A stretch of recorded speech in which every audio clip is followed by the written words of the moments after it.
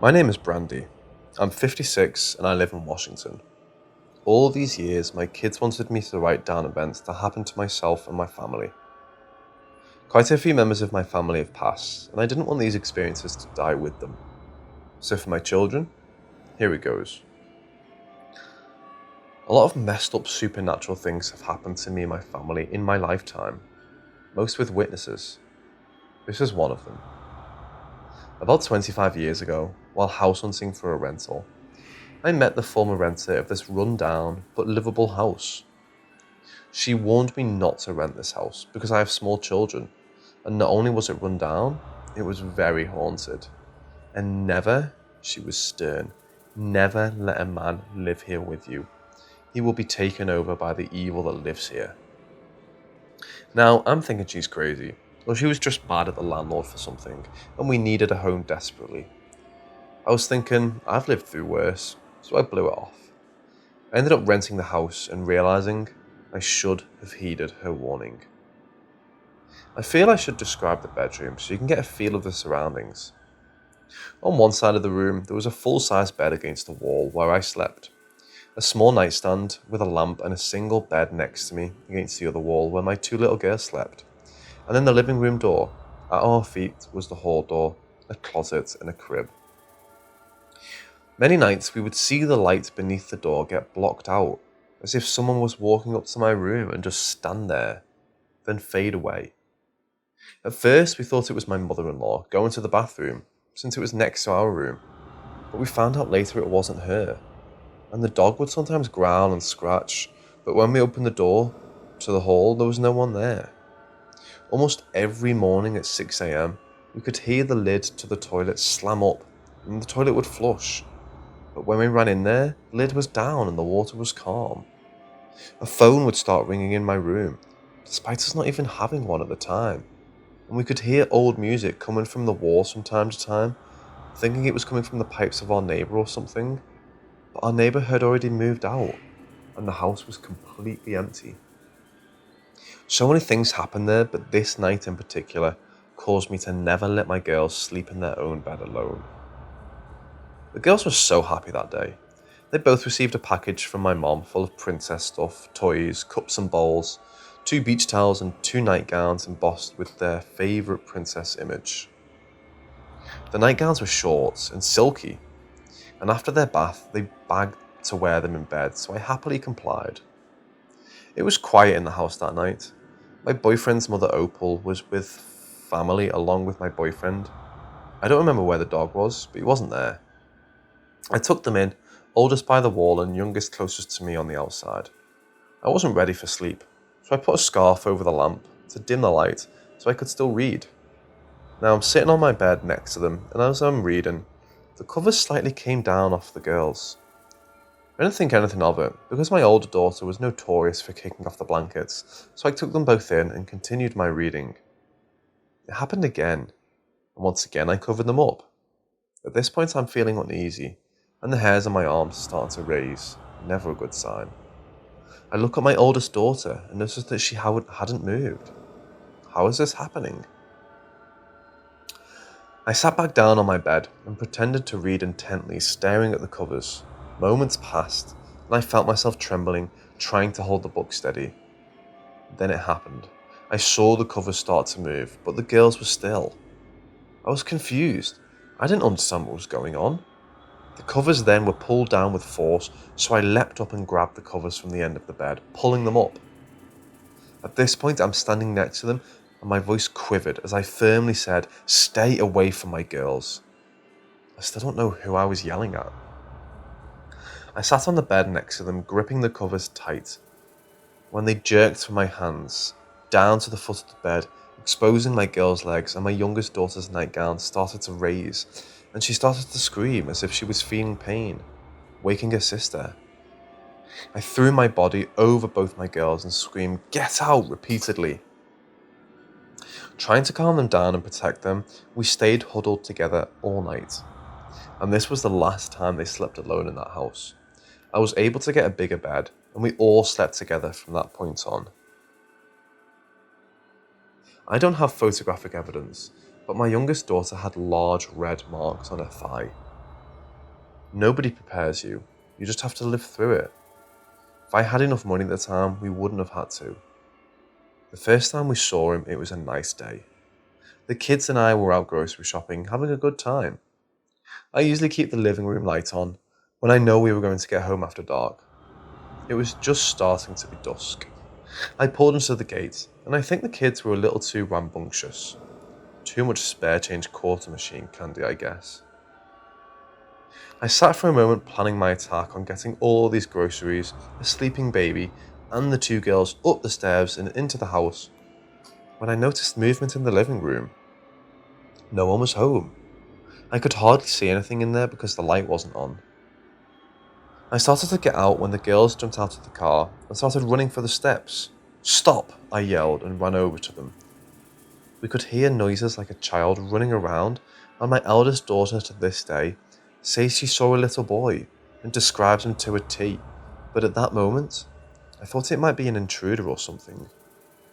3 steps went up to a landing, the locked front door opening into the screened-in porch, then the 3 French doors. I told the kids to go to the car, but they were too scared to leave my side. Both of them clutching the back of my shirt, I armed myself with a big stick by the landing and forged through. Wham! I burst through the door and he was there, his face with his 2 hands cupped against the glass as if he was peering out. And then he vanished. We went inside and I searched every room with my obviously freaked out girls practically attached to my side. There was no one there. Was my mind playing tricks on me? Was I projecting fear onto the girls? I turned on all the lights and ran out to get my sleeping baby and the rest of the groceries when I stopped in my tracks. There on the glass were 2 crescent moon handprints, and it was fogged up where the nose was. It stayed there for at least 20 minutes. Let me add my thoughts here. I don't feel we always need words to communicate with them or for them to get a message to us. They are not bound by flesh. You just have to be open and always keep your will strong. To this day, I couldn't get the image of the sad little boy standing in the corner. As I said in my first post about what we were met with when all came home from our trip, people were standing around, 2 separate groups like 2 different times, and there was a couch not where our couch was, and a man in a white tank top sitting there. He was dirty and he was looking at this boy standing in the corner with such hatred. You could tell though your boy was abused by the way he was standing there with his head down. That's when he looked at me, and it pierced my soul, even now, thinking about him. At night, you could look out the French doors at the storefronts across the streets and the desert field. The property was pitch black, so you could see the reflection of whatever was behind you. That night, everyone was asleep. It was near Christmas, so I was admiring the lights decorating the stores, when I felt one of my children through the floorboards skip up next to me. I turned my gaze to the reflection, and I felt him tug on my shirt, extending my arm over as if to caress the back of his head and pull him next to me. It didn't hit me. This wasn't my child. He got next to me, and all I could feel was love and sorrow. As I turned to him, he was gone. I looked back to his reflection, and it was gone as well. He was about 8 or 9 years old. He had what looked like black and white Converse on. He was wearing old jeans with rolled up cuffs. I could see the edge of a white t-shirt under a light grey sweatshirt, and his hair was sandy blonde and wisped aside with the sweetest smile. In that moment, I felt everything and I cried. I saw images of abuse I do not want to elaborate on, and he made me feel that the man was not his father and that he loved the comfort of our presence. So many emotions. I went to bed and held my kids tight. I was so full of questions. What happened to his mom? How did he die? I looked for records and was told that back in the day, there were not many records kept out here in the desert. A person could live and die, and they wouldn't have records unless it was reported. A few years later, I ran into the former renter, so I asked her if she knew anything about a boy living there, or did someone die, and she said, "Now this is not fact. She heard, I don't know where, that there was a boy and that his mother disappeared, leaving him with his stepdad, who was honourably abusive to him. And later the boy was found stuffed in a hole of the property dead, and the stepdad had committed suicide. I don't know if that's true, but it seems pretty close to what I felt. I wish I could have helped him move on.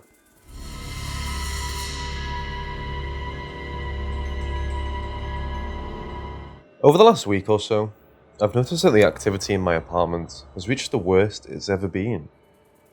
My boyfriend and I have both been scratched, toyed with, and terrified by whoever or whatever is in our place. My cat has been meowing at nothing, scratching the air, and won't go near the bedroom anymore, even though she loves to cuddle while we sleep. We've begun sleeping in our living room to avoid the many occurrences in our bedroom. I recently found out that my boyfriend and his friend over while I was at work during this period of increased activity so that I wouldn't know.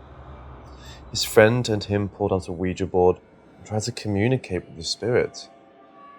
My boyfriend has never had experiences with the paranormal and was never a believer before he met me. His friend was a non-believer too. My boyfriend had no idea of the significance of playing with a board in a haunted place, even in a non-haunted place. His friend, according to my boyfriend, didn't take the board seriously and was basically just goofing around, trying to get my boyfriend to admit that we were lying and the ghosts weren't real. I was so mad when I found out, but again, he knew very little about the paranormal and had no clue what he was getting himself into. He was promptly made aware of the gravity of the situation he had now created when events began occurring during their session. This is his story from his perspective. My friend, we'll call him F, and I pulled out the board that he had bought a day earlier and set it up on the dining room table. The cat immediately ran out of the room, which didn't frighten me, until I look back on it now. We got the planchet set up in the middle of the board, at which point my friend began saying stupid stuff like, "Here, ghosty ghosty," and "Show us a sign you're real." I started feeling really nervous, but I didn't want to seem scared, so I just let him continue. F at some point started getting really impatient and started taunting the ghost and calling it names.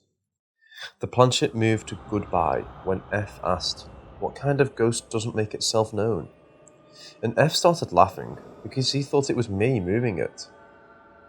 So I removed my fingers and said, "Okay, ask again then." He did, and the planchet started moving again. F's face went super pale, and the hairs on my arms started standing on end. F said he could feel it tugging the planchet even when F was trying to keep it still. It again moved to say goodbye, and I told F to stop now. F didn't stop, and kept asking for a sign that something was here. He was determined to prove me wrong. That's when crap hit the fan. The board itself moved slightly, and I forcibly pushed the planchet to goodbye and told F to pack it up. As soon as we started packing up, we heard banging on the window. It started as a tap and got louder until it was shaking the window pane. F and I started shaking and trying to ignore the knocking. Then the board shot off the table and onto the floor. F picked it up and shoved it into the box, and we both went out and threw it in the garbage, out front of the apartment complex. We went back inside, trying to forget what had happened, when I started shrieking and clawing at his neck. He said something touched him. I calmed him down and we put a movie on to try and drown out the bad feeling we both had. I knew you'd be home from work soon, so I tried to collect myself so you wouldn't know what I'd done. That's when the knocking started again. F tried to say it was probably kids, even though we live on the 5th floor. On cue, all of the doors that had been open in the apartment slammed shut at knocking speed. F couldn't explain that. He didn't decide to leave then, and I haven't heard from him since. You got home, and things went back to normal. My boyfriend isn't really a words guy, so to have him tell me an entire story was confirmation that this was real and terrifying for him. We've decided to call the priest back in to bless the house, and in the meantime, I have my cousin coming over to sage and cleanse us in the house. So far, the Ouija board hasn't made a horror movie cliché appearance, and the activity has remained the same level as it was before, besides that one night. So hopefully my boyfriend just pissed it off a little, and didn't invite a totally new entity into the house. We have discussed what he did and why it was bad, and he has promised to not do it again. His poor friend may never get over it, but it's his problem, not mine. I'm furious at him for persuading my boyfriend to do something so stupid. F knew how I felt about the board and still brought one into my home. Any suggestions for if the board suddenly makes a reappearance?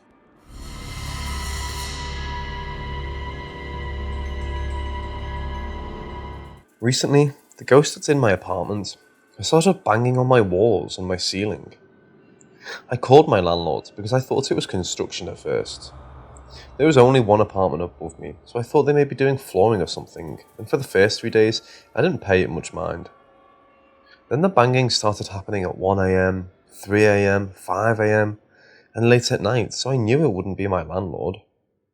I originally called him to complain that my upstairs neighbours were doing construction at all hours. But when he said there was no one living above me, and there was no construction going on, he decided to come over and hear it for himself. It was around 10 PM when my landlord came over and the noise was still happening. As soon as he stepped in the door, he realised that it was in fact coming from the ceiling. The noise would fade out, but then come back way stronger, and the walls of my apartment were rattling from the intensity of the bangs. My landlord called the police to have someone check the upstairs apartment in case there were squatters, but they checked and didn't find signs of anyone living there, and no signs of a break-in. The banging has continued all day, every day now for about a week. I haven't slept properly for days because it's so loud. I've attached a video to this post to really show how loud it is. I'm not showing the inside of my apartment for privacy reasons. The banging is loud and will move to different sections of the apartment randomly. In the video, you can hear the noise get softer and move away from me, and it starts back up right over my head. I'm at my wit's end, and I've shouted at whatever it is doing it to stop. I've burned incense, I've prayed, and nothing has stopped the continuous banging. Meanwhile, at work, my ghost has started playing tricks on me. The area where I live has gone on lockdown again due to COVID, so right now, I'm the only person at the front of the store.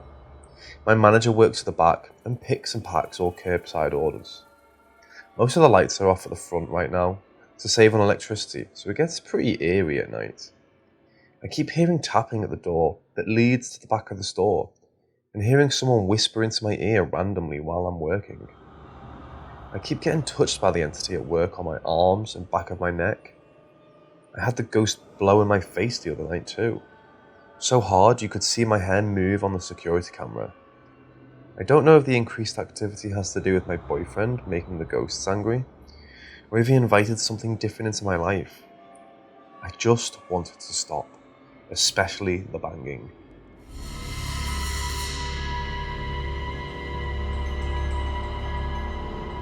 For those who have not been following my updates, I've experienced paranormal activity and demonic activity since I was a child. My boyfriend and his friend recently played with a Ouija board in my dining room, and the activity has reached a head. At one point, there was constant banging on my ceiling that would last hours and would start up at random hours. Now, thank goodness, the banging has mostly stopped. I can hear it sometimes, but it's faint and it's not as annoying. Lately, there have been issues with the ghost or demon taunting my cat, Missy. She's been following something down the hallway, batting at it and hissing, and she has had multiple instances where whatever it was spooks her so badly she falls on her back shaking and crying out. I took her to the vet thinking she might have something wrong with her brain or that she was sick. All of her tests came back normally. Missy even acts like something is touching her when she's laying on the bed. Her tail will start whipping around and she bites at the air trying to get it to stop. You can see the hair on her back stand on end and twitch violently when nothing is touching her. I've owned cats before, and I've never seen this type of behaviour.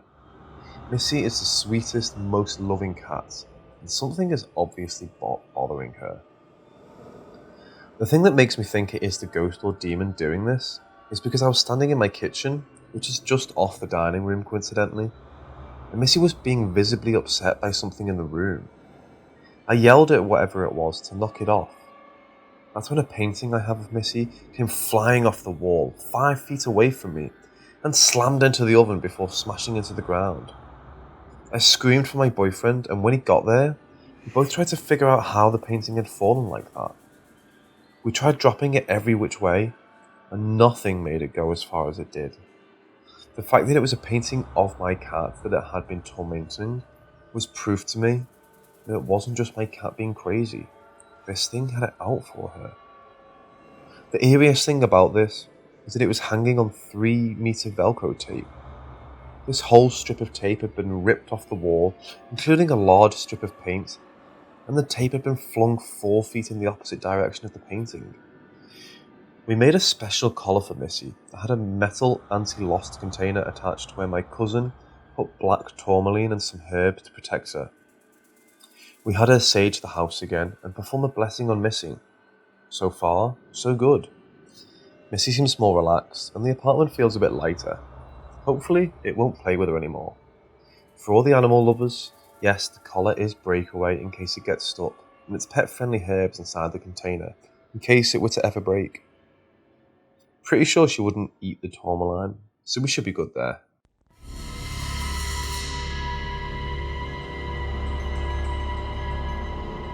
Last night was the worst night of my life to date.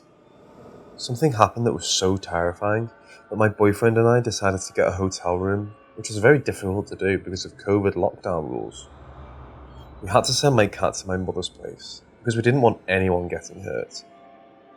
It started when we had some thunderstorms roll through. My boyfriend and I really enjoy thunderstorm watching on our patio, so we went out with a cup of tea and sat and watched the storm. While we were still outside, we heard knocking at our sliding glass door. We assumed it was my cat Missy, so we ignored it for a bit. It kept getting louder and louder until we finally looked to see what it was. The glass was shaking from the pressure of the knocking, but nothing was there. No cat, no person, no nothing, just a knocking and the panes of glass vibrating. We freaked out for a bit and just stood watching the glass moving and listening to the knocking until the rain started. It was pouring so bad, so we had to go inside. The knocking stopped as soon as my boyfriend put his handle on the handle. We entered slowly and went into the bedroom away from the sliding doors. The bedroom looked like it had been turned upside down. The covers were turned off the bed, the nightstand was upside down, all my clothes and my boyfriend's clothes were scattered everywhere, and the cat was hiding under the bed. We cleaned up quickly and went into the kitchen to chill for a bit before bedtime. We didn't talk about what had happened because we didn't want to acknowledge it. We just tried to go about our nightly routine and go to bed. That's when all hell broke loose. We were laying in bed while I was on TikTok and my boyfriend was reading, and we started feeling really scared. My boyfriend just looked at me and I knew he was feeling what I felt. We shifted closer together and started listening for something, anything, to happen. Our cat, who was at the bottom of the bed, ran out of the room suddenly and made my boyfriend and I more uneasy. That's when we felt it. We felt the bottom of the bed press down and heard the springs compressing. We saw a large dent in the foot of the bed grow until it looked like 2 handprints and 2 knee prints, like someone was on all fours on our bed. All we could do was stare in horror as the prints started moving upwards towards us slowly. If we tried to get out of bed, we would have to go through whatever was there. It had moved to the point where I had to pull my legs up to my chest to avoid the prints. The prints suddenly disappeared, and my boyfriend and I ran out of the room as fast as possible.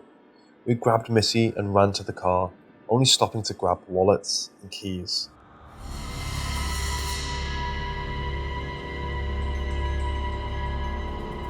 I finally found a medium from my cousin's extended family, so I'd come and get a read on the entity or entities that have been torturing me for years, and have now started harassing my boyfriend and my cat Missy.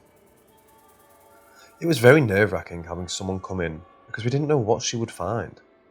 We were so scared that it would be a demon, or poltergeist, or something else that would be difficult to get rid of. She was very kind before we met her, and did not ask for money or anything else for her services.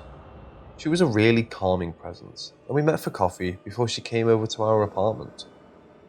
The first half hour she was over, she would tell us that the apartment felt heavy and suffocating. My boyfriend had mentioned that before. I never noticed it until then. I noticed as she had begun getting nervous and started fidgeting. An hour into her visit, she started moving through the space and opening cupboards, doors, and curtains. She moved carefully and quietly, and kept flinching at things we couldn't see.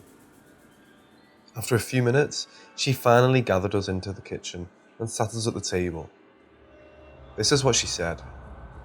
There are multiple entities in the home. 3 of them are harmless and are just existing in peace next to us. 2 of them seem aggressive and dark. There does not look to be any demons in our house. The 2 entities that are aggressive and dark are the ones harassing us. She said the one is a poltergeist-like entity that can manipulate its surroundings. She believes this is the entity that has followed me for years. The other entity would be affecting our emotions and dreams. It is not yet strong enough to harm us physically, and she thinks that it is an entity that has been in the apartment for a long time. The advice she gave us is to continue to do cleansing and meditation. Unfortunately, there's nothing that can be done about the stronger entity following me. She suggested I contact a priest regularly to do blessings on the apartment to reduce the activity. The other dark entity is more malleable, and we will hopefully be able to get rid of it. The medium helped the other lighter spirits move to the light because she said the darkest entities were feeding off their energy to affect us. Hopefully, with less energy to feed on, the darker entities will be less able to harass us.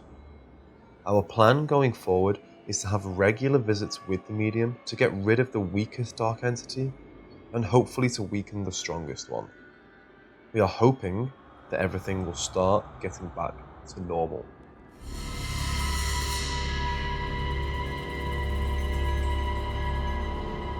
This story has happened to me over the course of a few months, working at my new workplace. To make sure that no one can guess where I'm working or who I am, I won't be giving any identifying information. All I can say is that my store is a retail store and I'm a sales associate. I recently started working here after my old workplace let me go due to COVID-19. It's been a great place to work while I'm out trying to find a new full-time position. However, in the last few months, I've noticed strange goings on, and so have my co-workers. For context, the store is brand new. We've all been working there since it opened in November of 2020. It's a relatively new building that doesn't have a history of deaths on the premises. That is what makes the whole thing confusing to me. Normally, when people experience hauntings, it's in locations where there have been deaths. This has led to my co-workers and I to assume that it was brought here by one of us. I've always had paranormal experiences in my personal life, and I've had an entity follow me from home to home. This makes me the most likely suspect. The first set of experiences were small. Lights would turn on and off when no one was near the switches, the music would change on its own, and doors would slam and lock on their own. All of this was chalked up to drafts, electrical issues, or coincidences. Every time we brushed off, it would get worse. We started getting weird calls on the phone that would sound like someone heavily breathing into the receiver. We started seeing shadows in corners and on the security tapes. We all started feeling cold air rush through the store. We called the cops about the weird calls because they felt threatening. The police traced the calls, found that they were coming from the store phone. This made absolutely no sense. How could someone be making a call from the only phone in the store to the only phone in the store? Whatever was in the store started closing and locking the storage room door while people were inside getting product. So our boss began scheduling us so that none of us were there alone just in case we got locked in. The storage room became one of the most active places in the store where product was going missing, was being moved, or being thrown at me by my co-workers. Security footage showed all these things happening without anyone being in the frame of the camera. You could clearly see boxes being thrown, products being moved, and the door swinging open and closed. After a month of these relatively small but spooky experiences, we began having terrifying experiences that had no explanation. My coworker and I were at the front of the store rearranging displays when we heard a blood-curdling scream coming from the storeroom. We were alone in the store, so we rang the police and waited out front. We'd had a few break-ins and were held hostage at gunpoint once since opening, so we assumed there was someone in the storage room. The police came and did a sweep and found that the storage room was a mess. Everything was out of their boxes and on the ground. There were punched holes in the walls and the lights had been shattered. They wrote a report and left. Once they were gone, my coworker and I called our boss to come in and look at the security tapes. The tapes glitched after the scream and didn't turn back on until the storage room was destroyed. Today, we had a particularly frightening experience. I was in the storage room with my manager, with the door propped open. We'd gotten a latch on the inner corner of the wall by the door to keep the door from slamming shut on its own. It had worked, up until now. We were looking at the security footage while stocking product to ensure we wouldn't miss any customers coming into the building, when we heard the door latch click and then the door slam. We heard the door handle jiggle and realised that the door had locked. The store had recently switched to a manual lock on the outside door handle to prevent people being locked in the storage room. Something had actually managed to manually lock the door from the outside, trapping us in the room. We glanced at the security footage and saw absolutely nothing. Our cameras do sense heat and movement, however, and we saw a small alert in the corner of the camera footage of the storage room door that told us someone was standing at the door. This should have been impossible. There was obviously no one there. We had to call another associate to come in and let us out with their key. I had to take the day off. I was too terrified to work. My boss recently suggested we allow paranormal investigators into the store to figure out what is going on. My one co-worker is Aboriginal and brought white sage in to cleanse the store after I left, so we hope that will at least calm the entity. Luckily, I found a new position in a different store, so I won't have to deal with this much longer. I just hope that whatever this is doesn't follow me to my new job. The activity in my apartment has almost completely ceased since calling in a priest to bless me and my space. I've done daily meditation, had my friend in to cleanse every week, and I burn incense on the daily to prevent the activity from returning. It's been disheartening that it might have moved to my workplace because of me.